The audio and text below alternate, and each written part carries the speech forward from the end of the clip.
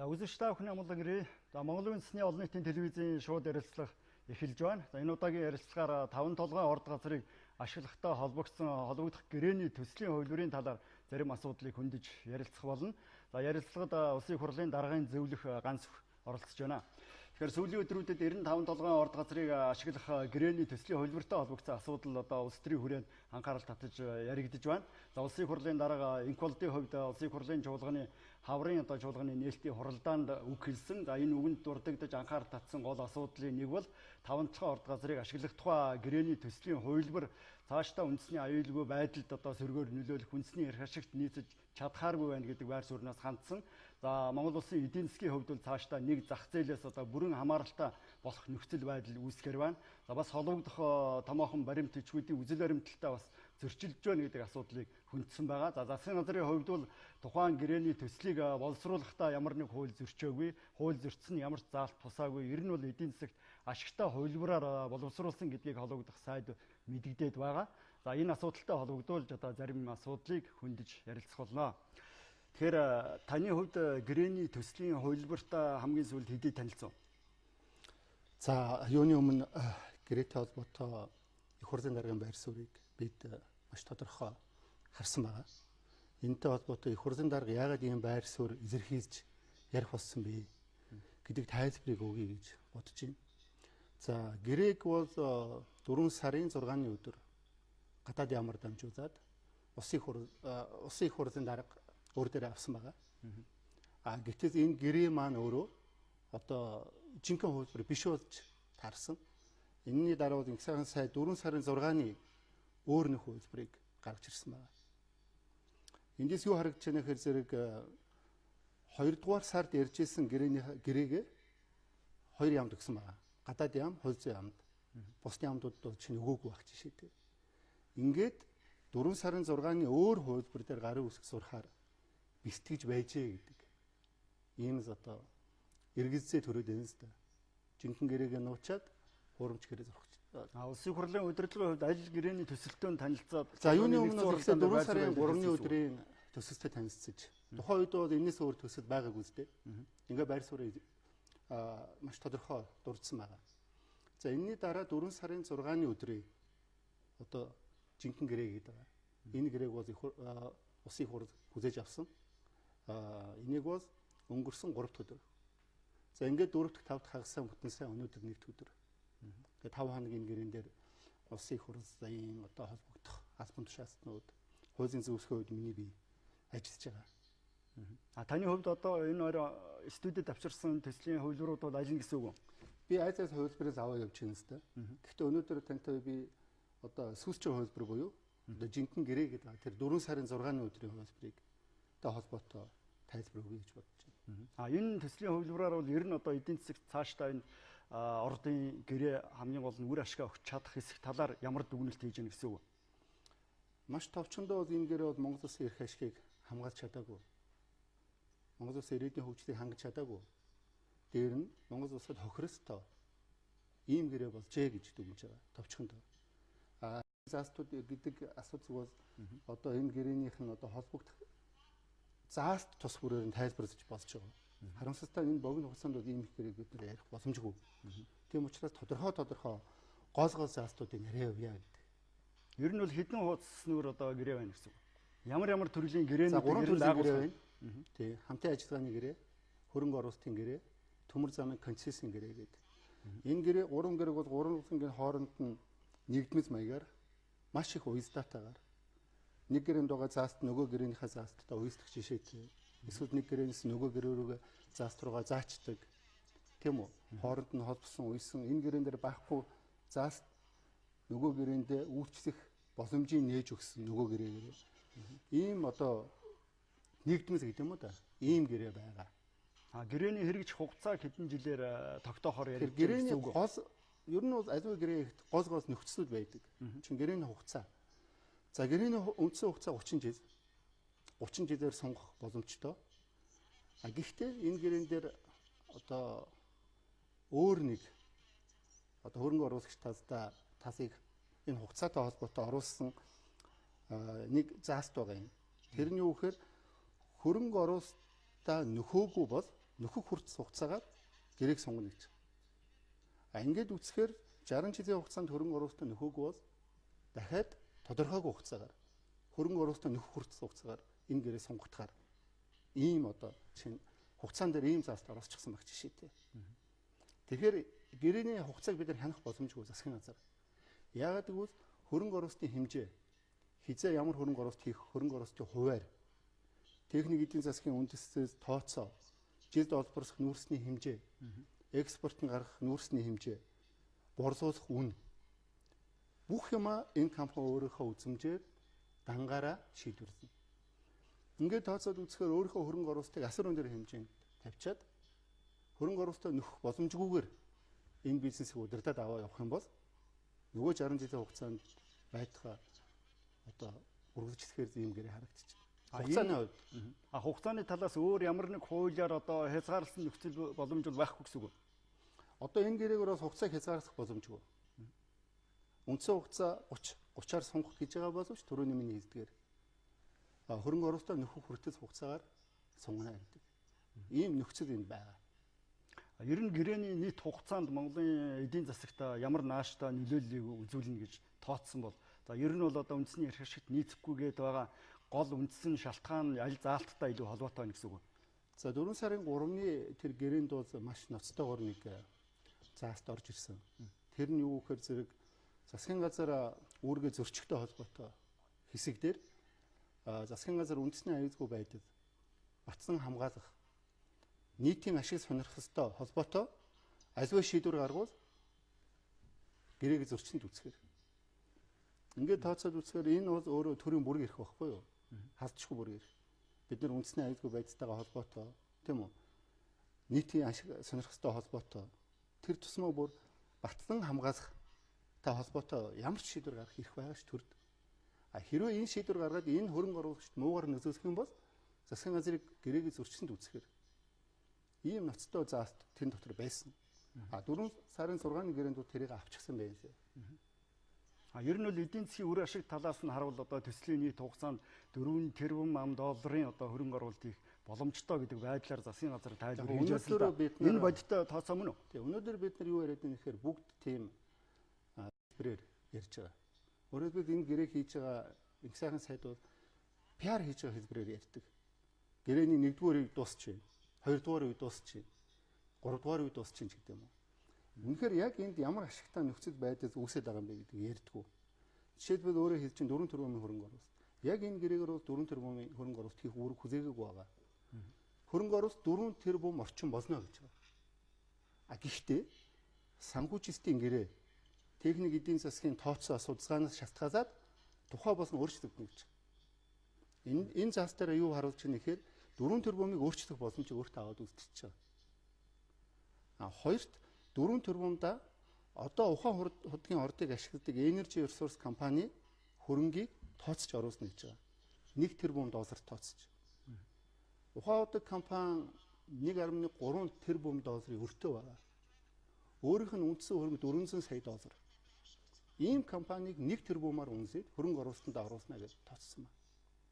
Мэдээж алдагдчихсан шүү дээ. Хөрөнгө оруулалт 4 тэрбумаар тооцож байгаа нь нийт төслийн хугацаанд гаргасан багцаа тооцоо үр ашиг бүх зүйлийг хамруулж үзэж гин гэсэн үг. 4 тэрбум хизээ яаж оруулах нь гэрээний тодорхой байхгүй. Өөрөөр хэлбэл гэрээний хугацаанд гэж байгаа. Гэрээний хугацаа бид түрүүн танд дурдсан тийм үү? 60 жил мөн хөрөнгө оруулалтаа нөхөх хүртэл хугацаагаар тодорхойгүй. Тэгэхээр 4 тэрбумыг энэ хугацаанд цувуулаад оруулах эрх нь өөрөө энэ компанид байгаа юм. Хөрөнгө оруулалтыг бүтцийн хувь задлаад үзвэл ямар чиглэлээр авч үзэж болохоор байна. Хөрөнгө оруулалтыг бол маш өргөн хүрээнд авч үзэж байгаа. Нүүрс олборлох, боловсруулах, эрчим хүч, дэд үтээц, борлуулалт, үйлдвэрлэл тэ бүх одоо үйл ажиллагааг энэ компани өөрөө хариуцаж хийхээр байгаа. Ингээд энэ 5 толгой орд газарт бол бусдыг нэвтрэх эрхгүй гэдэг заалт нь бас байгаа юм. Хэрвээ энэ орд газар нутаг дэвсгэрт одоо нэвтрэхээр бол тухайн Energy Resource компаниас бичгээр зөвшөөрөл авна гэж байгаа. Хэрвээ бичгээр зөвшөөрөл өгөхгүй тийш хэн ч нэвтрэх эрхгүй. Тэгэхээр мэдээж хин зөвшөөрөх тэр компани үзмжийн асуудал босчихж байгаа. Өөрөөр хэлбэл тус газрыг хууль засаар өмчлөгч Эрдэнэс таван толгой компани өөрийнхөө үзмжээр ч юм уу нэвтрэх боломжгүй тийш. Тийм одоо хит нэг талын эрх ашиг хамгаалсан ийм зохицолтууд байна. Ер нь бол одоо бүтээн байгуулалтын ажлууд бас тодорхой хэмжээнд хийгдэх ба хөрөнгө оруулалт хамгийн ихээр шаардлагадах ажил нь ямар чиглэлээр илүү тодорхойлогдож гарч ирсэн байна гэж үзэж байна. Ер нь тухайлбал одоо төмөр зам барихтай холбоотой асуудал бас байн хөндөгдөж байна. Энэ төмөр замын өртөг зардлыг яаж тооцож байна гэсэн үг. Гэрээний нэг чухал одоо объект нь 5 толгой гашуун сухай чиглэлийн төмөр зам байгаа. Энэ 267 км төмөр зам. Өнөөдрийн байдлаар энэ төмөр замд бол нэг 210 гаруй сая долларын хөрөнгө оруулалт хийчихсэн. Нийт дасангийн ажил бол нэг 85%-тай. Нийт төмөр замын ажил маань өөрөө нэг 51 орчим хувьтай байгаа. Энэ ажил бол хэвэн явагдаж байгаа. Төмөр замд ойролцоогоор 1.2 орчим тэрбум доллар хөрөнгө оруулалт шаардлагатай гэдэг тооцоо байгаа. За энэ консорциум бол төмөр замыг одоо үргэлжлүүлэн одоо өөрийнхөө эзэмшилд аваад 30 жилээр. Тэгээд 30 жилийн дараа 51% төр өгөхөөр ийм нөхцөлтэй гэрээ байгуулахаар одоо ингээд бэлтгэж байна л да. Төмөр замтай холбоотой бол хэд хэдэн одоо эрх бүхий байгууллагын шийдвэр байгаа. Төмөр замын тээврийн тухай хуулийн 6-гийн 2-т энэ эдийн засагт онцгой нийгмийн эдийн засагт онцгой ач холбогдолтой төмөр замыг төрийн өмчт компани эсвэл төрийн өмчт амгаалсан компани өмчилнө гэж байгаа. Яг энэний дагуу үндэсний аюулгүй байдлын зөвлөлд хуралдаад 2010 онд төрийн өмчт компанида энэ төмөр замыг шууд гэрээгээр олгох нь зүйтэй байна гэдэг шийдвэр гаргасан. Энэ шийдвэрийн дагуу 2012 онд засгийн газар 121 дугаар тогтоол гаргаад Монголын төмөр зам компанида энэ төмөр замыг өгчихсэн байна. Монголын төмөр зам компани бол төрийн өмчт компани. Ингээд өнөөдөр өвчин төгөлдөр үйлчлэж байгаа хууль эрх зүйн актуудаар бол энэ бол Монголын төмөр зам компани байж байгаа. Энэ одоо юу гэдэг хууль эрх зүйн бичиг баримтууд өөрчлөгдөв, өвчин төгөлдөр хэвээрээ байгаа. Ийм байхад бол энэ төмөр замыг бол энэ консорциумд бол өгөх ямар ч боломжгүй. Өөрөөр хэлбэл гэрээний төслийн хувилбараас үзвэл ер нь төмөр замын эзэмшилтэй холбогдох заалт бол хууль дүрмийг зөрчиж байна гэж ойлгож байна. Төмөр замын концессийн гэрээ бүхэстэй төмөр замын тээврийн тухай хуулийн 6-гийн 2 үндэсний аюулгүй байдлын 2010 оны 35-32 дугаар зөвлөмж засгийн газрын 2012 оны 121 дугаар тогтоол зөрчиж байгаа. Тийм учраас төмөр замын концессийн гэрээг байгуулах ямар ч боломж байхгүй одоогийн хууль эрх зүйн орчинд. Төсөлд байгаа нэг гол заалт бол ер нь одоо төмөр замын бүтээн байгуулалтын чиглэлээр одоогоор засгийн газрын зүгээс гаргасан хөрөнгийг эргүүлэн одоо төлөх чиглэл бас хөрөнгө оруулагч талаас тодорхой хэмжээний дэмжлэг үзүүлэх төлбөр хийх юм боломж бас харагдаж байгаа шиг байна. Бид нар стратегийн урт хугацааны хөгжлийн стратеги ярьж байгаа. Өнөөдөр бид нар 200 сая долларыг буцааж авах нэг хэрэг. Энэ төмөр замыг эзэмших юм бол төр 10 жилд 2 тэрбум долларын ашигтай ажиллах тооцоо байна. Тэгэхээр 10 жилд бид нар 2 тэрбум доллар ашигтай ажиллах уу? Өнөөдөр 200 сая доллараар тэр ашигыг өөр этгээдүүдэд өгөх үү гэдэг. Зарчмын ялгаатай. Дээр нь энэ өөрөө хил дамсан төмөр зам. Тэм учраас стратегиуд бол төрийн өмчт байх ёстой. Ер нь тийм байна гэд үндэсний аюулгүй байдлын зөвлөлд шийдсэн шүү дээ. Үндэсний аюулгүй байдлын зөвлөлд шийдэхдээ яагаад Монголын төмөр зам компанид энийг өгсөн бэ гэхээр төмөр зам дээр уралдаанд шалгуурлалт явуулах нь үндэсний аюулгүй байдлыг харш гэж үзээд Монголын төмөр замд өгсөн шүү дээ. 2010 онд одоо 15 он тийм үү? 5 жилийн дотор үндэсний аюулгүй байдлын нөхцөл байдал яаж өөрчлөгдсөн? Өөрчлөгдөөгүй. Тэр үеэс ямар ч өөрчлөлт гараагүй. Харин муудаж байгаа. Тийм учраас үндэсний аюулгүй байдлын нөхцөл байдал өөрчлөгдсөн гэж үзэж байгаа юм бол тийм үү? Энэ зөвлөмжийг ерөнхийдөө шийдвэрд орж гаргасан шүү дээ. Ерөнхийдөө шийдвэрд орж энэ өөрчлөлт яагаад үндэсний аюулгүй байдлын нөхцөл байдал өөрчлөгдсөн учраас төмөр замыг гадаадын хөрөнгө оруулалтын компанид өгж байгаа юм бэ гэдэг. Үндэсний аюулгүй байдлын зөвлөлөөр яриад энэ зөвлөмжөө хүчингүй болгох хэрэгтэй. Тэрний дараа төмөр замын концессийн гэрээ байгуулах эрх зүйн боломж нээгдэнэ. Тэгэхээр 5 толгой гашуун сухатын чиглэлийн төмөр замын одоо өнгөрсөн хугацаанд оруулсан хөрөнгө оруулалтын зарцуулалтын байдалд аудит хийх шаардлагатай эсэх тухай асуудал бас байр суурийн зөрүү нэлээд үүсгэж явах шиг байна л да. Таны хувьд бол ямар байр суурь вэ? Бас дахиад нөгөө нэг тийм аргацсан тайлбар эсвэл пиарын шинжтэй нөгөө талыгаа одоо утаах гэдэг юм уу те эргэлзүүлэх тийм пиарын шинжтэй үйл ажиллагаа.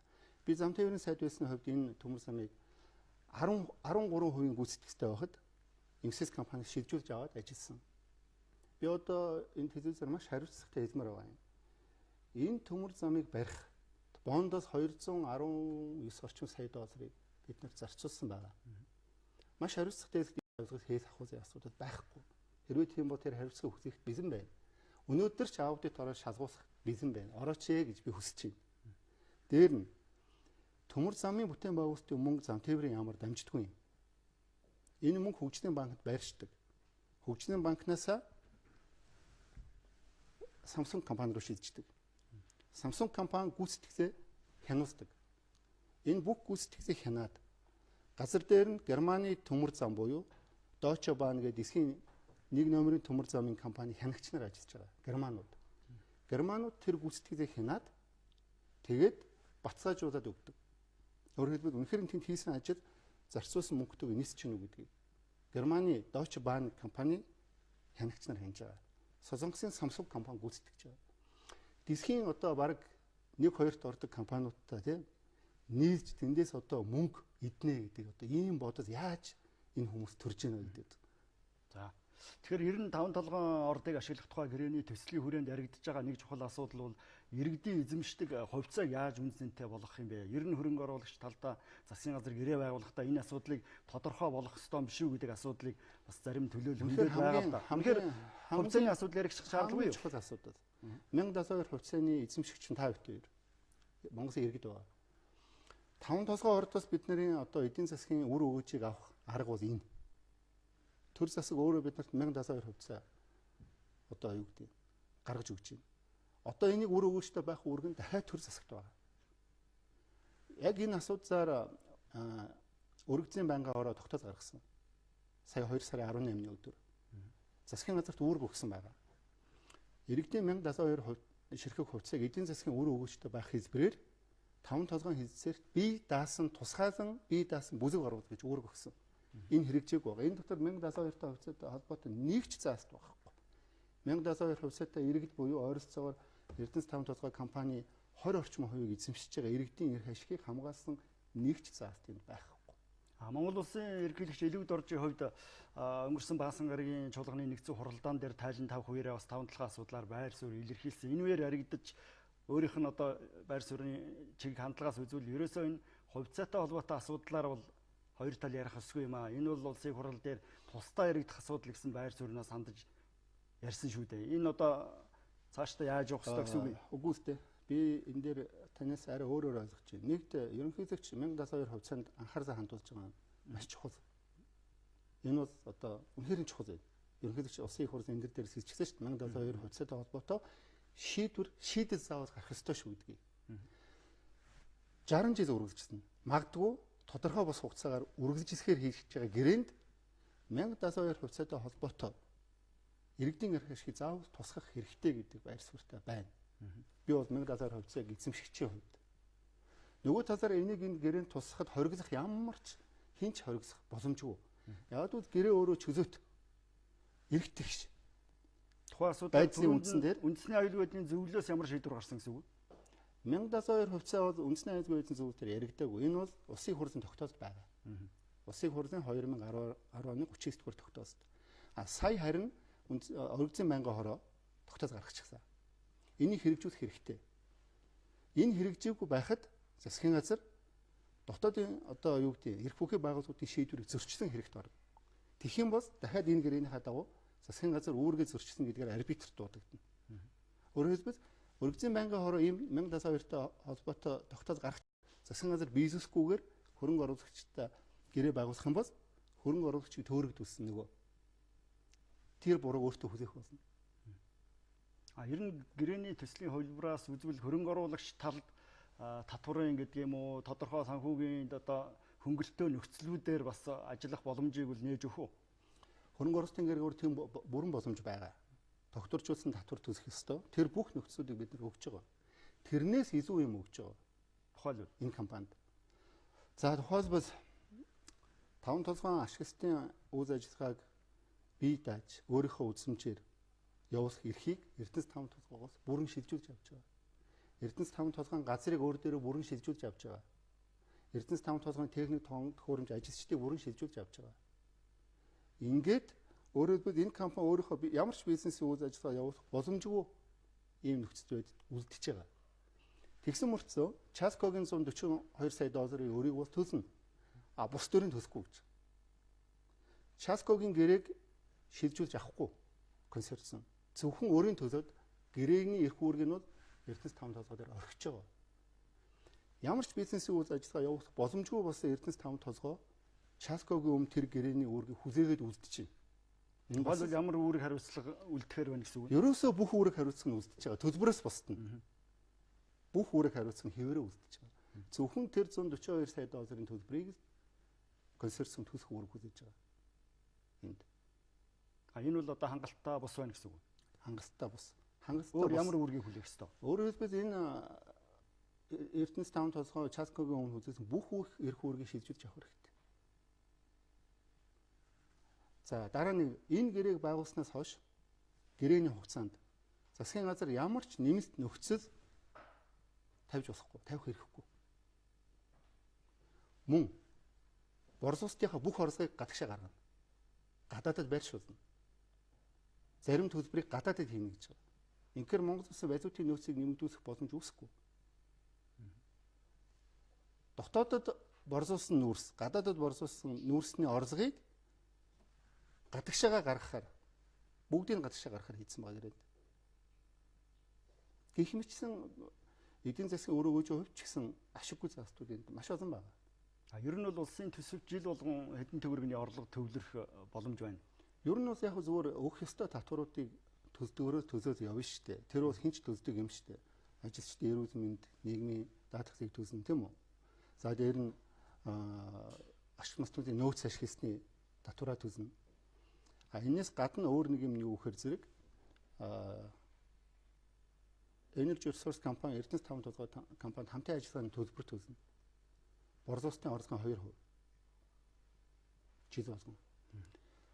За хамгийн одоо өөдрөгөр жилд 30 сая тонн нүүрсийг нэг $50 зарна гэж бодъё. Ингээ бодоход жилдээ нэг 30-50 гэдэг чинь 1.5 тий 1.5 тэрбум долларын борлуулалтын тэрний 2% гэдэг бол $30 сая. $30 сая өгнө жилдээ. Гэх мэтсэн чинь энэ бол хангалттай мөнгө биш, бага мөнгө. Энийг бол бид нэр дээд доод хэмжээ нь ямар байх юм гэдгийг тооцох хэрэгтэй. Жишээлбэл нүүрсний үн нэмэгдээд байхад яах юм гэдэг. Гэх мэтсэн тооцоонуудыг бол дээд доод хязгаарын тогтоосон маш наривчилсан тооцоонуудыг хийх хэрэгтэй.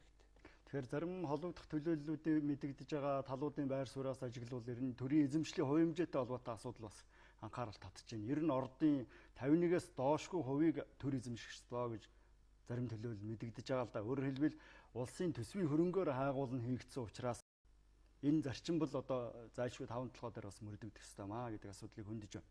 Энэ бол угаасаа их хурлын тогтоол тусчихсан ийм шаардлага байгаа. Энийг хэрэгжүүлэх гэрээний төсөл тэдэн хуваар байна гэсэн. Гэрээний төсөл бол дотоодын хөрөнгө оруулагч 51 байна гэдэг ерөнхий заалтад явж байгаа. Тийм. Тэгэхээр тэр нь яг ямар дотоодын хөрөнгө оруулагч яаж эзэмших юм? Тэр консорциумын гэрээн бид нар нь одоохондоо байхгүй байна л да. Тэр нь тодорхой бус байна. Бас нэг юм байгаа. Energy Resource компани Эрдэнэс таван толгойгоос одоо бүх эрхийг шилжүүлж авч штэ. Ашиглалт явуулах, борлуулалт хийх, тээвэр хийх тийм үү? Хос борлуулалт хийх, улс орос үйлдвэр барих, эрчим хүчний дэд үтсийг байгуулах, төмөр зам гэдэг. Энэ бүх эрх ашиг сонирхсыг 340 этгээдэд барьцаалж болно гэж байгаа. Тэгээд барьцааныхаа үүргийг биелүүлэхгүй бол 340 этгээдэд шилжүүлнэ гэж байгаа. Ингээд үзэхээр хэрвээ Energy Resource компани санаатаа буюу санаандгүйгээр санхүүжүүлэгчийнхаа өмнө тийм үү өөрийгөө биелүүлэхгүй байхад энэ бүх эрх нь Energy Resource-оос санхүүжүүлэгч хин нэгэн этгээдэд санхүүжүүлэгч бол хинч байж болно. Гадаадын банк, санхүүгийн байгууллага, компани хувь хүнч байж болно. Тийшээгээ шилжчихээр гэрээнд заачихсан байна. Энийг засгийн газар зөвшөөрч дэмжихээр тусгасан байгаа бүр. тухайн нөхцөлд Монголын талаас ямар нэг одоо холбогдох хуулийн этгээдийн зүгээс гомдол гарах боломж бол хаалттай байна. Боломж байхгүй. Харин засгийн газар энийг дэмжихээр тусгацсан байна. Энэ гэрээнд засгийн газар дэмжээгүй ч гэсэн тухайн санхүүжүүлэгч өөрөө эрхээ хэрэгжүүлэх зааст байгаа. Засгийн газрын зөвшөөрөлгүй авахгүйгээр тэр эрхийг хэрэгжүүлээд тэр бүх эрх үүргийг өөртөө шилжүүлж аваад бусдад дамжуулах. Ийм эрх үүргийг энд заасан байна. Мөн бас нэг аюултай. Төсөлд ажиллах гадаадын ажил хүчнийг шаардлагадах хэмжээгээр засгийн газар квот тогтоож өгнө гэсэн. Шаардлагадах хэмжээ хэд байж болох вэ? Хэдэл бол хэдийг зөвшөөрөх.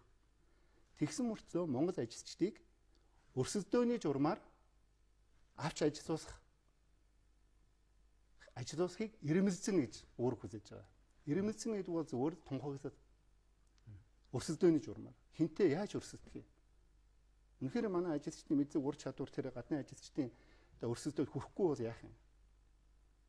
Энэ төслийг хэрэгжүүлснээр нийтдээ нэг 800-аас одоо 8,000-аас 12,000 ажлын байр бий болно гэж засгийн газар тайлбарлаж байгаа шүү дээ. Энэ бодиттой биш үү гэсэн үг? Яг ажлын байртай холбоотой бодиттой тооцоо энэ гэрээнүүд дээр бол өндөө байхгүй. За уул уурхай бол ямар техникийн хүчин чадлаар яаж ашиглах вэ гэдгээс шалтгаална. Гэтэл энэ гэрээнд хөрөнгө оруулагч буюу Energy Resource компани жилд олборлох нүүрсний хэмжээ өөрөө тогтооно. Олборлохгүй ч байж болно. Хэдийг олборлох өөрөө тогтооно. Үзмжээр бие дааж шийднэ. Хэдийг худалдах уу? Ямар үнээр худалдах юм? Үн ямар байх юм гэдгийг бас өөрөө шийднэ. Тэгээд өөрийнхөө тогтоосон борлуулалтынхаа үнээс 2% төлнө. Өөрөөр хэлбэл нөгөө талд бүх эрх мэдэл ямар ч хяналтгүй ажиллах бүх эрх мэдлийг өөртөө хязгааргүй авсан. Энийг хүлээн зөвшөөр гэдэг үүргийг л засгийн газар хүлээсэн байгаа энэ гэрээр. Тэр энэ бол шудраг бус хит нэг талыг баримталсан. Гэрээний хувьд бол биднэрт одоо юу гэдэг маш хохиростой. Гэрээний эрхтгч байдлыг хангаж чадаагүй. Бид нар хяналт тавих боломжгүй. Ийм л гэрээ. Тэгэхээр энэ гэрээний төслийг улсын хурал хэлэлцснээр цаашдаа нөхцөл байдлыг бас эергээр өөрчлөх боломж байгаа юм.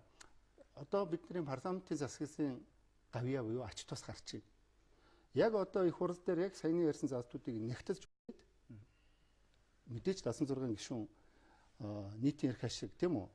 Ирээдүйн хөгжлөх эрх ашигын төлөө өөрчлөлт байх гэж би найдаж байгаа юм. Тэгэхээр их хурлаар оруулахгүй зурх гэдсний шалтгааныг бол би ийм хохиростой гэрээг хийх гээд байгаа учраас их хурлд үзүүлэхгүйгээр нууж байгаад хийх зорилготой гэж бодож байгаа. Улсын хурал цаг хугацааны үед хэдийдээс одоо хэлэлцэж эхлэх төлөвтэй байна. Засгийн газар одоогоор өргөн бариагүй байна. Өргөн барьснаас хойш тэгээд процедурынхаа дагуу энийг хэлэлцээд явах байхаа гэж. Ер нь бол 14 хоногийн дотор багтаж хэлэлцнэ гэж бас яг энэ бол ерөнхий сайд 14 хоногт багтааж өгөөч л гэдэг тийм хүсэл тавьсан босхоос нөхцөл байдал өөрөө тийм яах уу гэдэг, нийцэх үү гэдэг. Би яг энэтэй холбоотой 3 баримт бас дурдмаар байгаа юм. Бид нар ер нь ямархуу хэмжээний одоо юу гэдэг эдийн засгийн тооцоотой одоо асуудал яриад байгаа юм байна гэдэг. 5 толгой ордын нөөц 6.1 тэрбум тонн. За 1 тонн нүүрсийг 30-аас 50 доллараар ботход 195-аас 320 тэрбум доллар тэнд бодиттой байна. За тэгвэл өнөөдөр Energy Resource-ийн одоо толгой компани Mongolian Mining компани хөрөнгө 430 сая доллар. Шинхуагийнх 65 тэрбум доллар. За Sumitomo 13.7 тэрбум доллар. Kerry Group 14.9 тэрбум. Peabody 1.4 тэрбум долларыг одоо өртөгтэй байх жишээтэй. Тэгэхээр энэтэй харьцуулаад үзэхэд 5 толгой орд газар маань өөрөө 195-аас 325 тэрбум долларын өртөгтэй. Асар том бизнесийн боломж. Бас нэг юм. Их хурлын дарга зөвлөх аваагүй байна гэдэг дээр үгэндээ онцгойлон дурдсан байгаа. Тэгэхээр их хурлын 8 оны 40-р тогтоолоор 5 толгой ордыг одоо ашиглах гэрээ байгуулах удирдамж зарчим гэдэг их хурлын тогтоол гарсан. Энэний 10-д байгаа юм. Гэрээний төсөл боловсруулахдаа олон улсад нэр хүнд бүхий зөвлөгөө үзүүлэгч компанийг авч ажилладаг. Их хурлаар өгсөн үүрэг. чинь энэ үүрэг хэрэгжээгүй. Би ямар ч зөвсөхгүй энэ гэрэг байгуулж байгаа.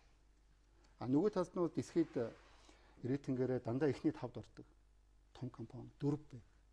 4 том зөвс компани зөвс үйлчлэгээ үзүүлж байгаа.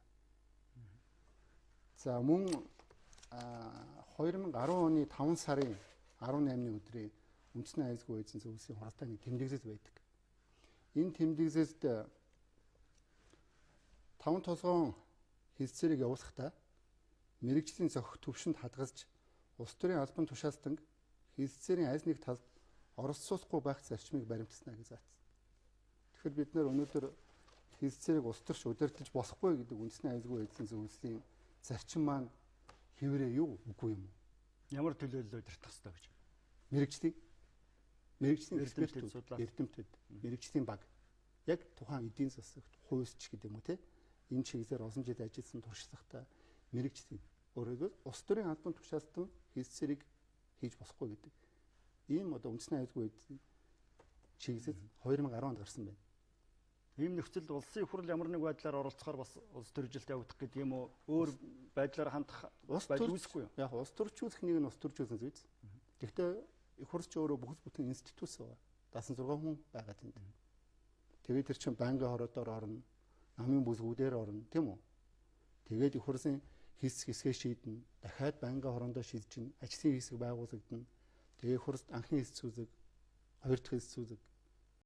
Олон үе шатыг дамждаг учраас иймэрхүү одоо өмнө гарсан эргэцэн бичиг баримтуудаа тооцож үзээд Монгол улстай тохиростой энэ гэрээний заалтуудыг өөрчлөх боломжууд их хурц дээр байгаа.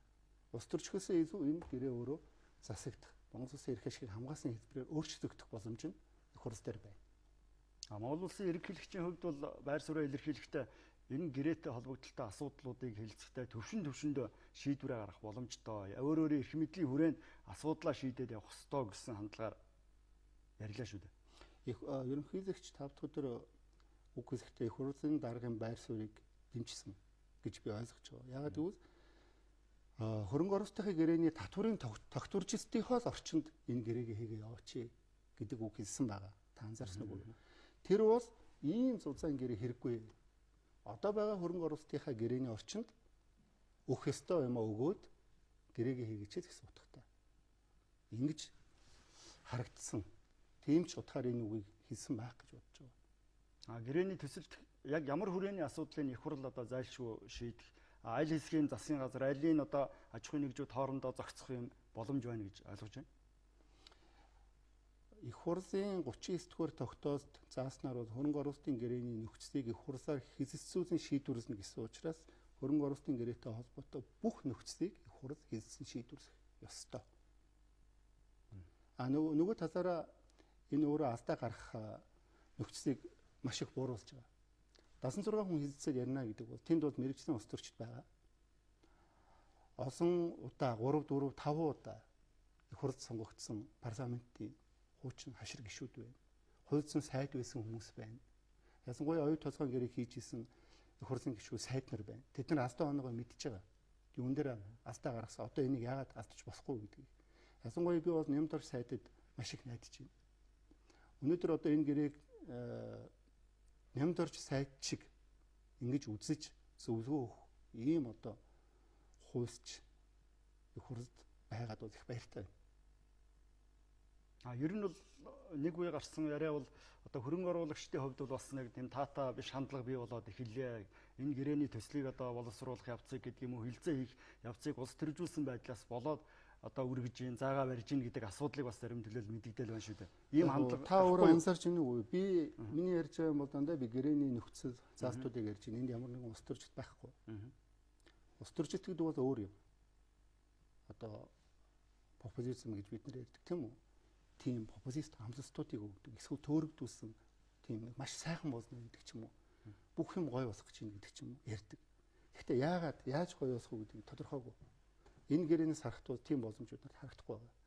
Тийм учраас би инх сайхан сайдыг хамт суугаад олон нийтийн өмнө хэлүүлсээр энэ гэрээнүүд дээр байгаа энэ болж босхгүй байгаа залтуудыг ярих гэж уриалж байгаа. Мэтгэлцээнд яриад. Юу нь үнэхээр энэ хийсэн гэрээнд итгэсээр уламжилсан уу? Тийм одоо би өгч байгаа. Ийм үнэхээр өөртөө итгэстэй тийм үү? Хийж байгаа юмдаа итгэстэй. үнэхээр сайн гэрээ хийсэн гэж байгаа юм бол айж ичихгүй ирээд ярих байхаа гэж би найдаж байгаа. За баярлалаа ингээд үзэгчтэй баярлалаа. За ер нь бол одоо 5 толгойн орд газрыг ашиглахтай холбоотой гэрээний төслийн хувилбартай холбогдсон одоо маргаантай байр суурийн зөрүүтэй байдал бол нийгмийн бас олон төлөөллийнхний дунд гараад байна. За парламентын хувьд цаашдаа хамгийн ашигтай зөв хувилбарыг одоо олох ёстой гэдэг үүднээс гишүүд хандж байгаа. За ингээд холбогдох төслийг засгийн газар өргөн барьсан нөхцөлд улсын их хурл хэлэлцэн шийдвэрлэн гэсэн чиглэлтэй байна. За үзэгч та бүхэнд шууд ярилцлагаар одоо 5 толгойн орд газрыг ашиглахтай холбоотой зарим асуудлыг хөндөж хүргэлээ. За ярилцлагад улсын их хурлын даргын зөвлөх ганц өх оролцлоо.